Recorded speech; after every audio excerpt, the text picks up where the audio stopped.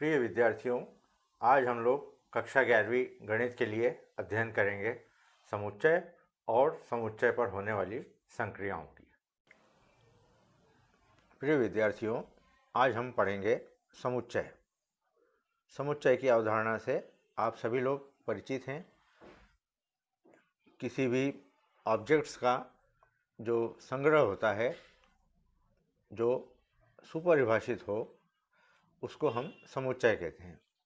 तो समुच्चय के जो अवयव होते हैं वो सुपरिभाषित होते हैं, अर्थात वे अद्वितीय होते हैं और उनको हम निश्चित रूप से कह सकते हैं कि वो उस समुच्चय के अवयव है या नहीं है। तो सुपरिभाषित होने के साथ साथ हम समुच्चयों को एक व्यवस्थित क्रम में लिखते हैं। जैसे उदाहरण के रूप में समुच्चय 1, 3, 5, 7 ये अवयवों को यदि हम ये अवयव एक कलेक्शन है, संग्रह है, इनको यदि हम एक समुच्चय के रूप में लिखना चाहते हैं तो जैसे आप देख सकते हैं यहाँ पर हम इसको एक मझले कोष्ठक या धनुर्कोष्ठक की सहायता से लिखते हैं, जिसमें अंदर अवयव लिखे हुए हैं और इस समुच्चय को कैपिटल लेटर ए के द्वारा व्यक्त करते हैं। तो इस तरह से हम समुच्चय ए के अवयवों को दर्शा रहे हैं कोष्ठक के द्वारा, धनुर्कोष्ठक के द्वारा। और यदि कोई अवयव, अब जहाँ पर हम देख सकते हैं कि 1, 3, 5, 7 ये इस समुच्चय ए के अवयव हैं। तो इस बात को यदि हमें प्रदर्शित करना है तो हम लिखेंगे 3 अवयव है ए का, और जिसको लिखने का तरीका आप देख सकते हैं ये है। और मान लीजिए कि कोई अवयव समुच्चय ए का अवयव नहीं है, जैसे कि उदाहरण में हम देख सकते हैं 9 जो एलिमेंट है वो इस समुच्चय ए का अवयव नहीं है, तो इसको हमने बताया है 9 डज नॉट बिलोंग टू ए, या 9 अवयव नहीं है ए का। तो इसी तरह से इस समुच्चय को यदि हम वेन डायग्राम के द्वारा बताना चाहें तो हम इस तरह से बता सकते हैं, जिसमें हमने एक बंद वृत्त बनाया है और उसमें अवयवों को लिख दिया है 1, 3, 5, 7, और इस तरह से हमने इस समुच्चय को एक वेन डायग्राम के द्वारा दर्शाया है। अब समुच्चय हमने परिभाषित कर दिया कि वेल डिफाइंड ऑब्जेक्ट्स का कलेक्शन है, सुपरिभाषित वस्तुओं का संग्रह है। अब समुच्चय दो प्रकार से हम देख सकते हैं। दो प्रकार के समुच्चय होते हैं, एक तो होता है परिमित समुच्चय और दूसरा होता है अपरिमित समुच्चय। तो ऐसा समुच्चय जिसमें अवयवों की संख्या सीमित हो उसको हम परिमित समुच्चय कहते हैं, और अपरिमित समुच्चय ऐसा समुच्चय जिसमें अवयवों की संख्या असीमित हो। इसको भी हम उदाहरण से देख सकते हैं। मान लीजिए आपके पास में समुच्चय ए इस प्रकार है।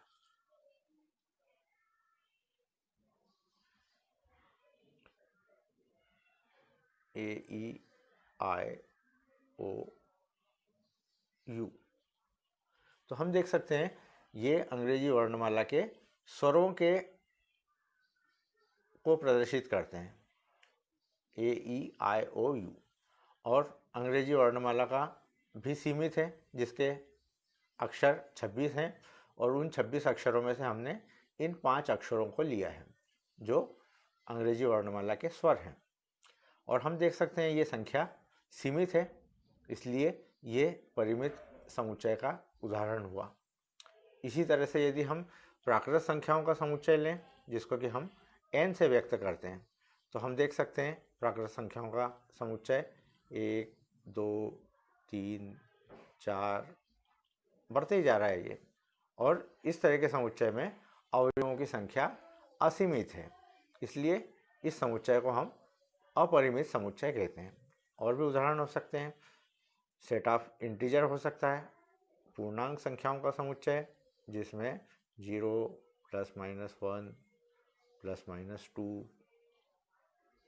प्लस माइनस 3, इस तरह से असीमित अवयव आ सकते हैं। और उदाहरण देख सकते हैं हम अपरिमित समुच्चय के। सेट ऑफ क्यू, क्यू अर्थात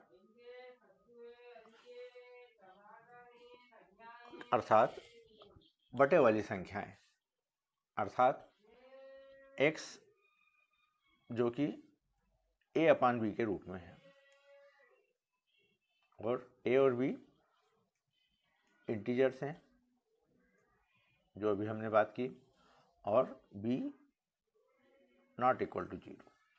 तो इस तरह से यह समुच्चय जो है ये कहलाता है अपरिमित समुच्चय, और ये परिमेय संख्याओं का समुच्चय है।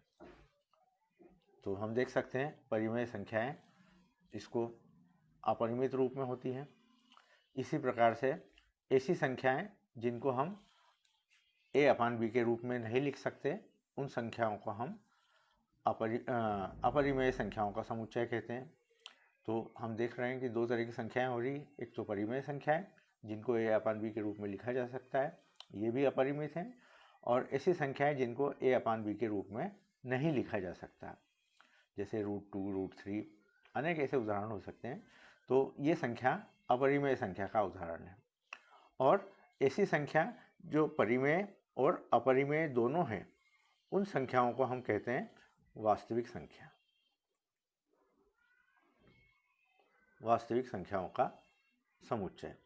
तो ये वास्तविक संख्याओं का समुच्चय जिसमें परिमेय संख्या और अपरिमेय संख्या दोनों आती है, ये भी एक अपरिमित समुच्चय का उदाहरण है। तो इस तरह से हमने समुच्चयों के दो प्रकार देख लिए, परिमित समुच्चय और अपरिमित समुच्चय। अगली अवधारणा की ओर हम बढ़ रहे हैं, वो है समुच्चयों का निरूपण। तो जैसा कि हम देख चुके हैं कि समुच्चयों को एक मझले कोष्ठक के द्वारा व्यक्त किया जाता है, इसको अंग्रेजी में कहते हैं कर्ली ब्रैकेट, और इसके अंदर अवयवों को लिखा जाता है। अब मान लीजिए कि अवयवों को लिखने का दो तरीका होता है। पहला होता है रोस्टर विधि, और दूसरी होती है सेट बिल्डर विधि, समुच्चय निर्माण विधि और सूची विधि। तो ये हमने जो लिखा है ये सूची विधि में लिखा है, और ये जो निरूपण है ये समुच्चय निर्माण विधि का है। देखिए दोनों में अंतर। समुच्चय की सूची विधि में हम हर अवयवों को निरूपित करते हैं, चाहे वो सीमित हो चाहे असीमित हो। अब जैसे उदाहरण ए में आपको दिख रहा है यहाँ पर 2, 4, 6, 8, ये सारी सम संख्याएं हैं। इन सम संख्याओं को हमने एक समुच्चय के द्वारा निरूपित किया है।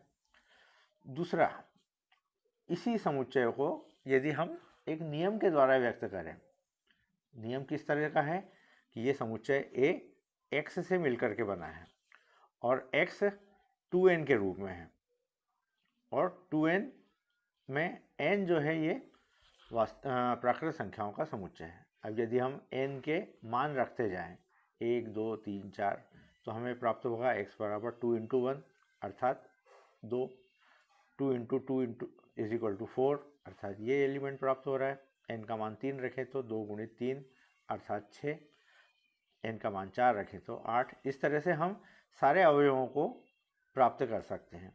तो निर्माण विधि से हम सूची विधि के रूप में लिख सकते हैं, और सूची पद्धति से हम निर्माण विधि के रूप में किसी भी समुच्चय को निरूपित कर सकते हैं।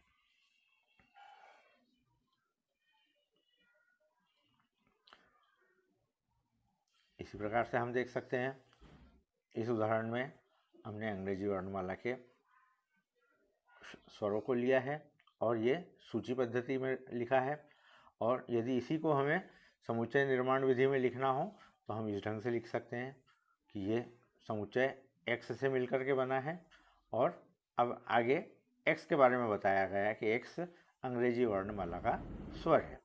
तो इस तरह से हम किसी भी समुच्चय को दो ढंग से लिख सकते हैं, एक तो सूची विधि और एक समुच्चय निर्माण विधि। दोनों विधियों का अपना महत्व है। जब हमें समुच्चय के अवयवों को स्पष्ट करना होता है तो हमारे लिए ये विधि अनुकूल है। और यदि समुच्चय में अवयवों की संख्या असीमित है और उनको यदि किसी एक नियम के द्वारा व्यक्त करना है तो समुच्चय निर्माण विधि का हम उपयोग करते हैं।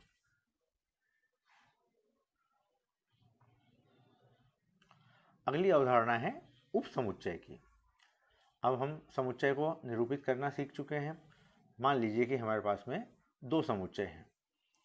एक समुच्चय A है जिसके अवयव 2, 3, 4 हैं। दूसरा समुच्चय B है जिसके अवयव 2, 3, 4, 5, 6 हैं। अब यदि इस समुच्चय को हम ध्यान से देखें तो समुच्चय A का प्रत्येक अवयव समुच्चय B में दिखाई दे रहा है। आप देख सकते हैं दो समुच्चय B में भी है, तीन समुच्चय B में भी है, चार समुच्चय B में भी है। तो हम देख रहे हैं यहाँ पर समुच्चय A का प्रत्येक अवयव समुच्चय B में स्थित है। तो इस तरह की स्थिति में हम कहते हैं समुच्चय A उपसमुच्चय है B का, या दूसरे ढंग से कहना हो हमें तो B अधिसमुच्चय है A का। B is superset of A और यहाँ पे हम कह रहे हैं A is subset of B। तो दोनों ढंग से हम किसी भी समुच्चय को निरूपित कर सकते हैं और इस अवधारणा का हम वेन डायग्राम के द्वारा भी इसको व्यक्त कर सकते हैं। अब आगे हम चित्र में देख रहे हैं इसी चीज़ को यदि हम वेन डायग्राम से बताना है तो हमने एक अंदर वृत्त बनाया है और बाहर उससे बड़ा वृत्त बनाया है और वृत्त A अर्थात समुच्चय A के अवयवों को हमने इस A वृत्त के अंदर लिखा है जो हरी इंक से दिख रही है हमें, और समुच्चय B में हमने समुच्चय B के अवयवों को ग्रीन इंक से लाल अंक से लिखा है। अब हम देख सकते हैं कि समुच्चय A के अवयव तो A के अंदर आ रहे हैं और हम देख सकते हैं कि समुच्चय A समुच्चय B में समाहित है।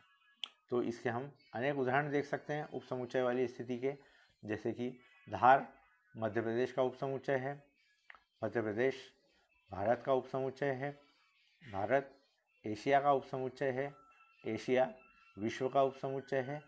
तो इस तरह से इस अवधारणा को हम अनेक जगह पर अप्लाई कर सकते हैं और इस अवधारणा के द्वारा हम अनेक चीज़ों को समझ सकते हैं। तो यहाँ पर यदि हम समुच्चय के उपसमुच्चय को यदि सूत्र रूप में देखें तो हम क्या कह सकते हैं कि यदि समुच्चय A का प्रत्येक अवयव, ये फॉर ऑल का चिन्ह है, सभी x के लिए, सभी x जो A के अवयव हों वो यदि B के भी अवयव हों तो हम कहते हैं समुच्चय A B का उपसमुच्चय है।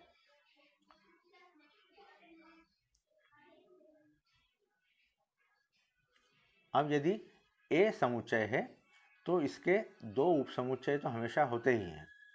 एक तो रिक्त समुच्चय जो होता है वो A का उपसमुच्चय होता है, दूसरा A स्वयं A का उपसमुच्चय होता है। तो इन उपसमुच्चयों को फाई को और A को, एक तो ये फाई है और ये A है, इनको हम A के तुच्छ उपसमुच्चय कहते हैं, ट्रिवियल सबसेट्स ऑफ A, क्योंकि ये हर स्थिति में उपसमुच्चय होते ही हैं। अब अगली कंसेप्ट की तरफ हम जा रहे हैं, वो है समुच्चय A का घात समुच्चय। समुच्चय A का घात समुच्चय अर्थात वो समुच्चय जो समुच्चय A के अवयवों A के उपसमुच्चयों से मिलकर बना है। अब हम देख सकते हैं समुच्चय A के उपसमुच्चय, एक तो फाई होता है जिसको कि हम ट्रिवियल सबसेट या तुच्छ उपसमुच्चय कह चुके हैं, एक A स्वयं। अब इसके अलावा A से बनने वाले उपसमुच्चय हो सकते हैं सिंगलटन सेट्स, यानी एकल समुच्चय जिसमें केवल एक ही अवयव होता है, तो हम एक से मिलकर के एकल समुच्चय बन गया, दो से मिलकर के एकल समुच्चय बन गया, तीन से मिलकर के एकल समुच्चय बन गया।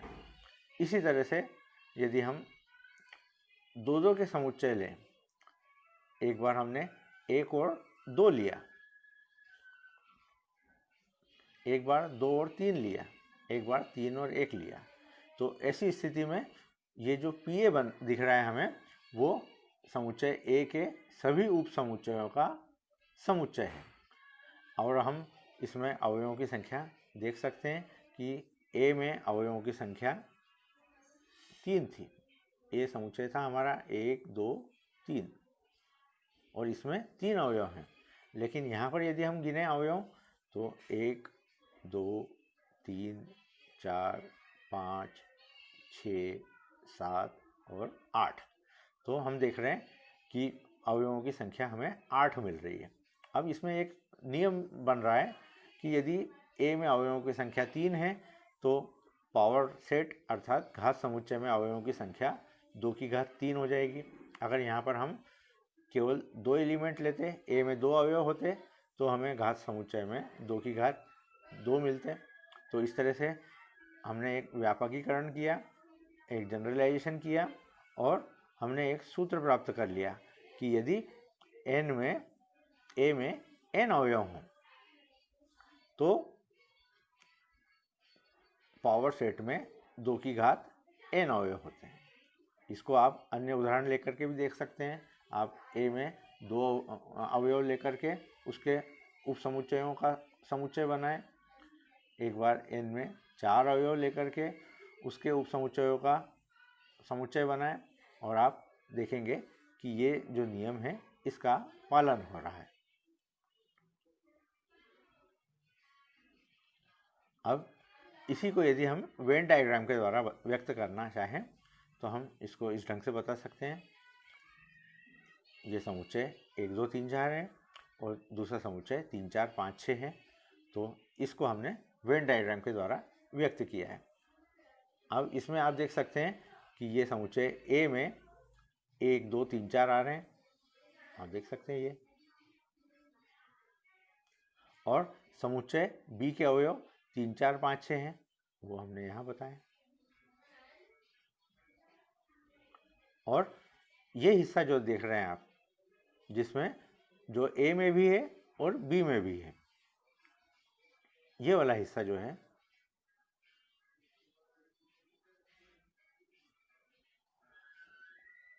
इस हिस्से को हम कॉमन हिस्सा है, इसको हम A इंटरसेक्शन B से निरूपित करेंगे, जो हम आगे पढ़ेंगे अभी।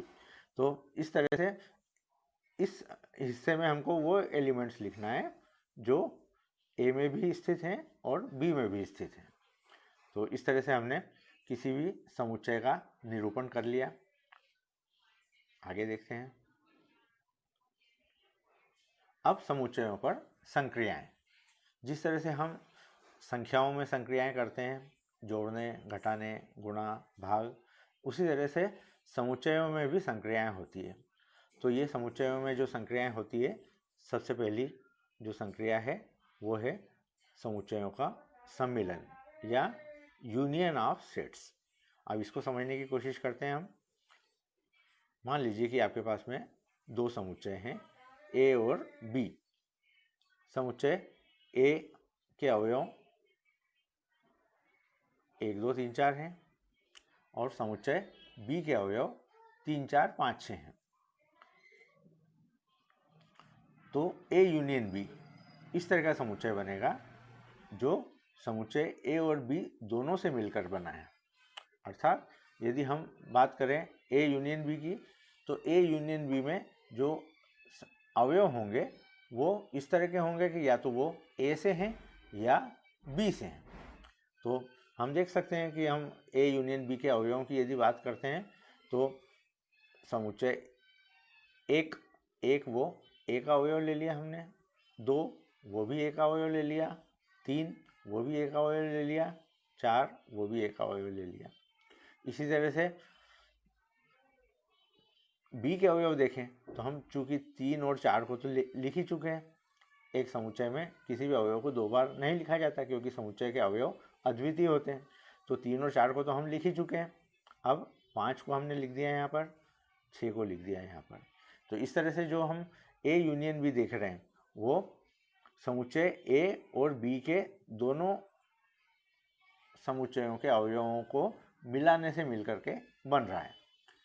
और यदि हम दूसरे ढंग से देखें तो ए यूनियन बी में वो सारे अवयव आ रहे हैं जो या तो ए के हैं या बी के हैं। तो इसी बात को यदि हम गणित की भाषा में लिखें तो हम उसको इस तरह से लिख सकते हैं, ए यूनियन बी वो समुच्चय होता है जिसमें या तो ए के अवयव आते हैं या बी के अवयव आते हैं। अब इसमें ये जो या शब्द आ रहा है ये अपने आप में महत्व रखता है। तो आप इसको लिखने में जब भी आप इसकी मैथमेटिकल डेफिनेशन लिखें ए यूनियन बी की या ए सम्मिलन बी की या ए संघ बी की, तो उसमें वो सारे एलिमेंट्स आएंगे एक्स जो या तो ए के अवयव हैं या बी के अवयव हैं। अब यदि इसी चीज़ को हमें वेन डायग्राम से बताना है, अब इस चित्र में आप देख सकते हैं कि ये समुच्चय ए है और ये समुच्चय बी है और इसमें ए और बी दोनों के अवयवों को हमको लेना है। तो हम सारे अवयव लेंगे जो या तो ए के हैं या बी के हैं। तो ये ढंग हमारा ए यूनियन बी को बताने का है। अब अगली कंसेप्ट है हमारी समुच्चयों का सर्वनिष्ठ। ये भी एक संक्रिया है जिसमें हम दो समुच्चयों का इंटरसेक्शन या सर्वनिष्ठ ज्ञात करते हैं। तो देखिए समुच्चयों का सर्वनिष्ठ में वो सारे अवयव आते हैं जो दोनों में कॉमन होते हैं, दोनों में उभयनिष्ठ होते हैं। अब उदाहरण में हम देख सकते हैं यहाँ समुच्चय ए में अवयव हैं 1 2 3 4, समुच्चय बी में अवयव हैं 3 4 5 6। अब हम देखें कि दोनों में कॉमन एलिमेंट्स कौन से हैं। तो हम देख सकते हैं 3 समुच्चय ए में भी है और 3 समुच्चय बी में भी है। इसी तरह से 4 समुच्चय ए में भी है और 4 समुच्चय बी में भी है। तो यदि इन समुच्चयों का जो कॉमन एलिमेंट हमको दिख रहे हैं, इन समुच्चयों का यदि हम एक समुच्चय बनाएं तो उसको हम निरूपित करेंगे ए इंटरसेक्शन बी से। तो इसका अर्थ क्या हुआ कि ए इंटरसेक्शन बी में अर्थात ए सर्वनिष्ठ बी में वो सारे अवयव आ रहे हैं जो समुच्चय ए में भी हैं तथा समुच्चय बी में भी है। अब यहाँ पर जो शब्द आ रहा है वो है तथा। तो इस तथा के आधार पर हम समुच्चय ए सर्वनिष्ठ बी को परिभाषित करते हैं। तो ये हमने समुच्चय ए सर्वनिष्ठ बी को परिभाषित किया हुआ है। इस समुच्चय ए सर्वनिष्ठ बी में वो सारे अवयव आ रहे हैं जो ए में भी हैं तथा बी में भी हैं, ए में भी हैं तथा बी में भी हैं। तो इस तरह से जो हमें समुच्चय प्राप्त हो रहा है वो होगा ए इंटरसेक्शन बी। तो जब भी हमें ए इंटरसेक्शन बी को समुच्चय निर्माण विधि में व्यक्त करना हो तो हम इस ढंग से इसको व्यक्त करेंगे। अब यदि इसी बात को वेन डायग्राम के द्वारा व्यक्त करना हो तो हम चित्र में देख सकते हैं हमने समुच्चय ए बनाया है, समुच्चय बी बनाया है। ये समुच्चय हमारा ए है और ये समुच्चय बी है। और ये बीच का जो हिस्सा देख रहे हैं जो दोनों में कॉमन है, ये कॉमन हिस्सा दिख रहा है, इस कॉमन हिस्से को हम ए इंटरसेक्शन बी से निरूपित करते हैं। तो ये हमारा वेन डायग्राम के द्वारा भी इसका निरूपण हो गया। तो 3 हमारे पास में तरीके हैं। एक तो जो हमने देखा समुच्चय को रोस्टर विधि में हमने बताया, समुच्चय को सेट बिल्डर फॉर्म में बताया और वेन डायग्राम के द्वारा बताया। तो इन तीनों ढंग से हमने समुच्चय ए सर्वनिष्ठ बी को निरूपित कर दिया है। अगली कंसेप्ट है समष्टि समुच्चय। ये भी अपने आप में एक महत्वपूर्ण कंसेप्ट है। समष्टि, समष्टि का मतलब होता है यूनिवर्स, ब्रह्मांड, अर्थात जिसमें सारी चीज़ें सम्मिलित है। तो वही अवधारणा समुच्चय की भाषा में भी हम देख सकते हैं। मान लीजिए कि हमारे पास में 2 समुच्चय हैं, अब हम अनंत समुच्चयों की ही बात कर रहे हैं। मान लीजिए कि पहला समुच्चय है 1 3 5 7, तो ये समुच्चय 1 3 5 7 ये विषम संख्याओं का समुच्चय है। बी समुच्चय सम संख्याओं का समुच्चय है, 2 4 6, और ये भी अनंत संख्याएं होती है। और एक समुच्चय हम देख रहे हैं एन। एन हम जानते हैं प्राकृत संख्याओं का समुच्चय है, जो 1 2 3 4 5 6 संख्याओं से मिलकर बना है। और हम देख सकते हैं कि एन ए को भी अंतर्विष्ट करता है, समाहित करता है, क्योंकि ए का हर अवयव एन में है। आप देख सकते हैं 1 ये एन में है, 3 ये भी एन में है, 5 ये भी एन में है, 7 ये भी एन में होगा। इसी तरह से तो हम इसको लिख सकते हैं ए समुच्चय उप समुच्चय है एन का, या एन समाहित करे हुए है ए को। इसी तरह समुच्चय बी में देखें यदि हम, तो समुच्चय बी का अवयव 2 वो भी एन में है। समुच्चय का बी का अवयव 4, तो वो भी देख सकते हैं हम एन में है। समुच्चय बी का अवयव 6 वो भी एन में है। तो इस तरह से हम क्या देख रहे हैं, एन समुच्चय बी को भी समाहित किए हुए हैं। तो एन इस तरह का समुच्चय हो गया जो हमारे विचाराधीन समुच्चय ए और बी दोनों को समाहित किए हुए हैं। तो इस समुच्चय एन को हम कहेंगे सार्वत्रिक समुच्चय या यूनिवर्सल सेट। तो यूनिवर्सल सेट की परिभाषा क्या हुई, वो समुच्चय जो समुच्चय ए और बी या जो भी हमारे विचाराधीन समुच्चय हैं उनको समाहित करे, तो उस समुच्चय को हम कहेंगे सार्वत्रिक समुच्चय। तो यहाँ पर हम उदाहरण में देख सकते हैं समुच्चय एन ए और बी के लिए सार्वत्रिक समुच्चय हो गया है। अब इस सार्वत्रिक समुच्चय को निरूपित करने का ढंग। सार्वत्रिक समुच्चय को जब हम निरूपित करते हैं तो इसको हम एक स्क्वायर के द्वारा, एक बॉक्स बना करके, एक आयत बना करके व्यक्त करते हैं। तो ये हमने जो आयत बनाया हुआ है इसके द्वारा हम इस सार्वत्रिक समुच्चय को व्यक्त कर रहे हैं। और सार्वत्रिक समुच्चय इस आयत के भीतर हमने ये जो अंडाकार वृत्त बनाए हैं, दीर्घ वृत्त बनाए हैं, इनको हम ए से और बी से व्यक्त करते हैं। अब यहाँ पर हम देख सकते हैं कि ए और बी अलग अलग दिख रहे हैं हमें। क्यों अलग अलग दिख रहे हैं?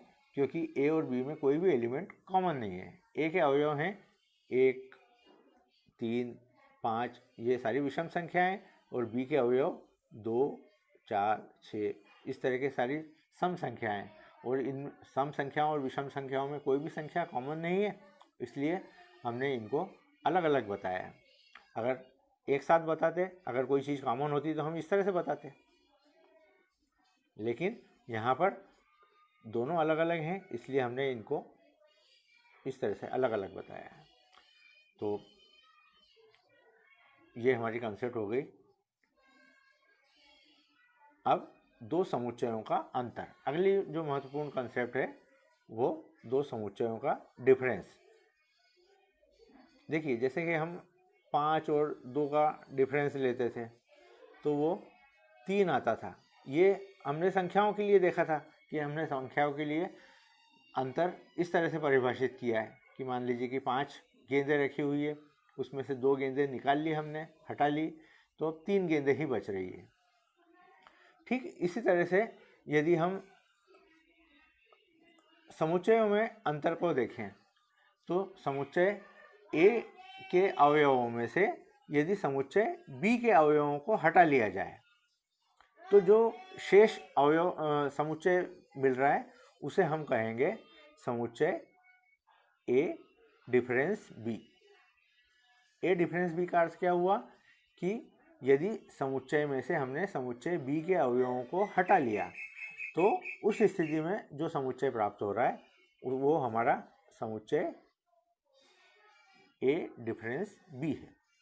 इसी तरह से यदि हम बी में से ए के अवयव हटा लें तो उस समुच्चय को हम कहेंगे बी डिफरेंस ए, और इसको हम निरूपित करेंगे। बी डिफरेंस ए में वो सारे अवयव आएंगे जो बी के तो अवयव हैं लेकिन ए के अवयव नहीं हैं। इसको हम उदाहरण से समझने की कोशिश करते हैं। यहाँ पर हम वेन डायग्राम से देख रहे हैं कि समुच्चय ए में वेन डायग्राम हमने बनाया है समुच्चय ए और समुच्चय बी। अब समुच्चय बी ए में से बी के अवयवों को हटा दिया हमने, तो ये जो छायांकित भाग दिख रहा है हमें वो समुच्चय ए को डिफरेंस बी को या ए ऋण बी को प्रदर्शित कर रहा है। इसी तरह से दूसरे चित्र में देखें, हम दूसरे चित्र में हमने बी के उस हिस्से को आरेखित किया है जिसमें ए नहीं है। तो ये वाला जो ग्रीन शेडेड हिस्सा दिख रहा है दूसरे चित्र में, ये बता रहा है बी डिफरेंस ए को। ये हो गया बी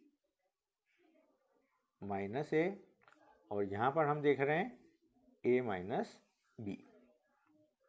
तो दोनों में आपको अंतर समझ में आ गया होगा।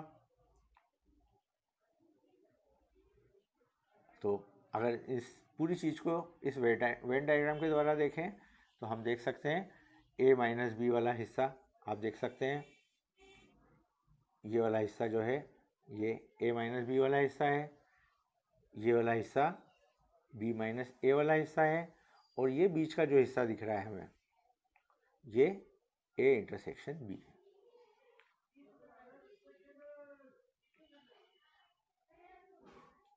अब इसी चीज़ को यदि हम उदाहरण के द्वारा देखें, हमने उदाहरण लिया था ए और बी। अब यदि इसमें से हमें ए माइनस बी निकालना हो,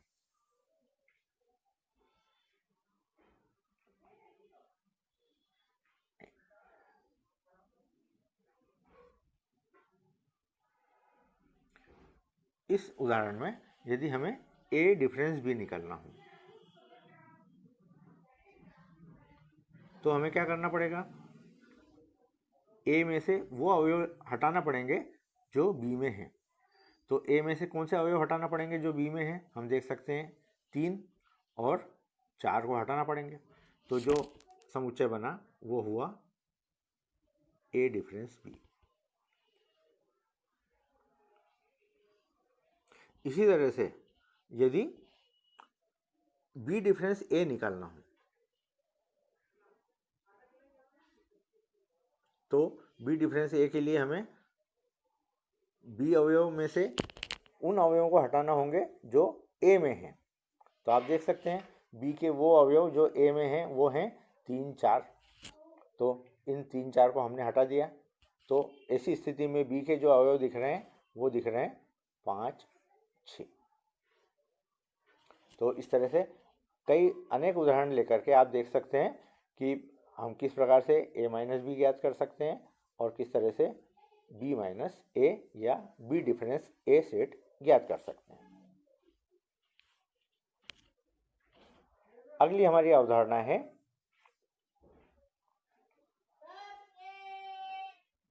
दो समुच्चयों का।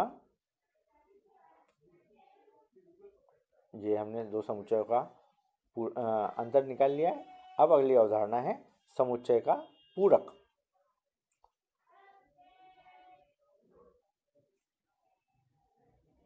किसी समुच्चय का कॉम्प्लीमेंट ऑफ ए सेट। तो किसी समुच्चय का पूरक वो समुच्चय होता है जो उन अवयवों से मिलकर के बनता है जो यूनिवर्सल सेट में अर्थात सार्वत्रिक समुच्चय में तो हैं लेकिन समुच्चय ए में नहीं है। अब इसको भी यदि हम डायग्राम से समझने की कोशिश करें तो बहुत आसानी से समझ में आ जाएगा। देखिए ये हमने जो डायग्राम देख रहे हैं इसमें ये जो स्क्वायर में आपको दिख रहा है, आयताकार दिख रहा है, ये तो हो गया यूनिवर्सल सेट और इसके अंदर हमने समुच्चय ए बनाया हुआ है। अब हमें ऐसे सारे अवयवों को लेना है जो ए में नहीं है लेकिन यू में है। तो ऐसे सारे अवयव वो इस प्रकार से होंगे, इस सारे हिस्से में होंगे जो यू में तो है लेकिन ए में नहीं है। अब इसी उदाहरण को हम समुच्चय के रूप में भी देख सकते हैं। मान लीजिए कि हमारे पास में यू अंग्रेजी वर्णमालाओं के अक्षरों का समुच्चय है। देख सकते हैं हम, ये अंग्रेजी वर्णमाला के अक्षर हैं जिसको हम यू से व्यक्त कर रहे हैं। और वी वॉवेल्स का अर्थात ए ई आई ओ यू से बनने वाला एक समुच्चय है। अब यदि हमें वी कॉम्प्लीमेंट निकालना है, वी का पूरक समुच्चय निकालना है, तो हमें ऐसे वी का कॉम्प्लीमेंट निकालने के लिए हमें ऐसे अवयवों को लेना पड़ेगा जो वी में नहीं है, और इसको हम वी डैश से व्यक्त कर रहे हैं। तो वी डैश से में अपन देख सकते हैं कि चूंकि ए वी में है इसलिए ए को हम छोड़ देंगे, फिर बी को लिया, सी को लिया, डी को लिया, ई ले यहाँ पर वी में आ चुका है, ई को छोड़ देंगे, फिर एफ को लिया, फिर जी को लिया, एच को लिया, आई यहाँ पर आ चुका है, आई को छोड़ दिया। इस तरह से ये जो समुच्चय मिल रहा है ये कहलाएगा वी का पूरक समुच्चय। तो ये यदि वी है तो ये वी का पूरक समुच्चय हो गया। और हम देख सकते हैं कि कोई समुच्चय और उसका पूरक समुच्चय, इनका यूनियन मिलकर के पूरे समुच्चय के बराबर हो सकता है। तो ये पूरा समुच्चय हमारा था U। तो V और V डैश,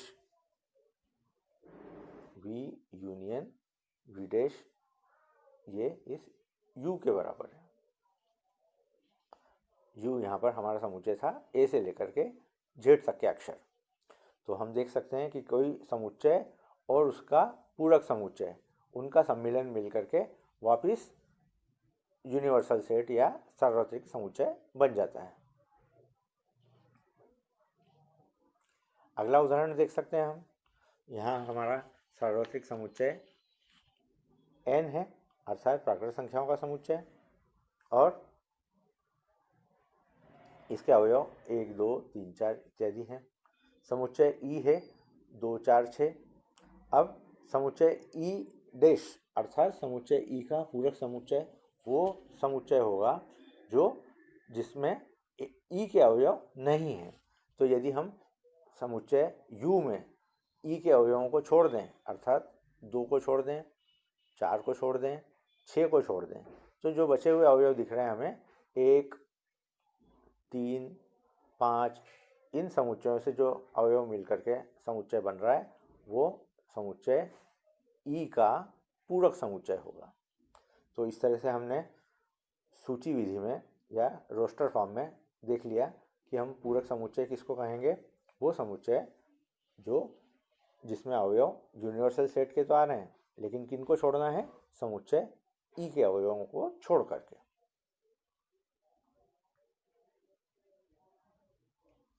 तो इस तरह से आज हम लोगों ने जो पढ़ा है उसको एक बार फिर से रिवाइज कर लेते हैं।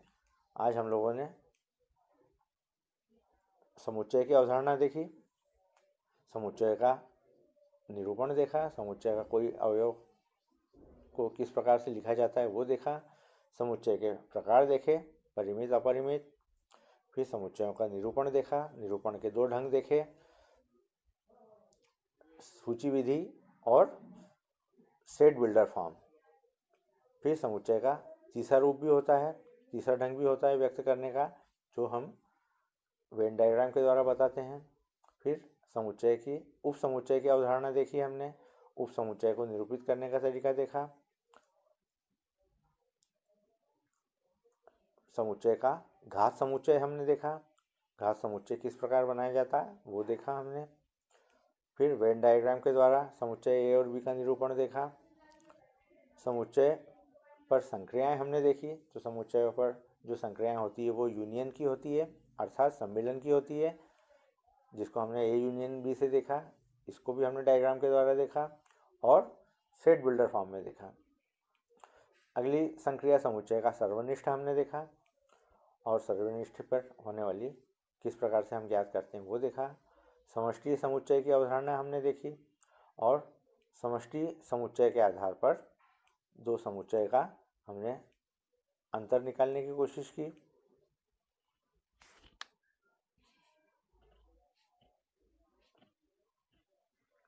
समुच्चयों का अंतर हमने ज्ञात किया। सम्मिलन ज्ञात किया, सर्वनिष्ठ ज्ञात किया, समष्टि समुच्चय की अवधारणा देखी और दो समुच्चयों का अंतर देखा। ए डिफरेंस बी डिफरेंस ए, इनको भी हमने आरेख के द्वारा समझने की कोशिश की। एक ही चित्र में हमने A difference B, A intersection B difference A, इसको भी समझने की कोशिश की और इसके आधार पर हमने एक परिणाम भी देखा कि ए यूनियन बी को हम A minus B union A intersection B union B minus A के रूप में लिख सकते हैं। समुच्चय का पूरक समुच्चय, इसकी अवधारणा हमने समझी और इसको उदाहरण के द्वारा समझने की कोशिश की। अगले वीडियो में हम समुच्चय की संक्रियाओं से आधारित प्रश्न को हल करने की कोशिश करेंगे। तो आज की वीडियो के लिए इतना ही। धन्यवाद।